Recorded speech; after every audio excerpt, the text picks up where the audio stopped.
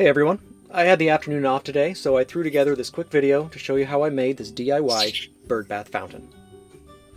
This isn't a comprehensive how-to video like I've made before, but I was able to put this together with some random cell phone footage that I just happen to have.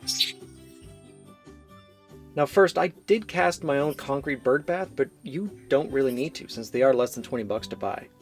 However, I wanted something smaller and custom, and as you can see here, I found some old pots and pans to use as molds. The concrete mix I used went like this: 1 part Portland cement, 3 parts sand, 1/4 part regular Elmer's glue. Then I added just enough water while I was mixing to get the exact texture of modeling clay. It should hold its shape when you ball it up in your hand without sticking or crumbling. Definitely not soupy at all. Make sure you're wearing rubber gloves under gardening gloves or something, because the cement will cause your hands to feel extremely dry for a week otherwise.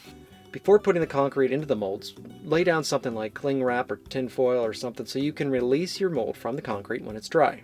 Make sure you press the concrete into every corner, especially at the bottom, then press in the top mold, smooth it all down, and leave it for a few days under a plastic bag to keep it from drying out too quickly. When it's all dry after a week or so, you can remove your new fountain. It may require some banging and knocking to get it to release. I wanted my fountain to come up from the middle and spill over the edges, so I used a concrete drill bit like this and made a hole in the middle. You don't need a fancy hammer drill because there's no aggregate rocks inside. Just take your time and wear your safety glasses. Now you can just fit the tubing into the fountain and attach the other end to the pump. Set the bowl on top of the reservoir, prop it up, fill it with water, turn it on. Voila! Seems to work real nice.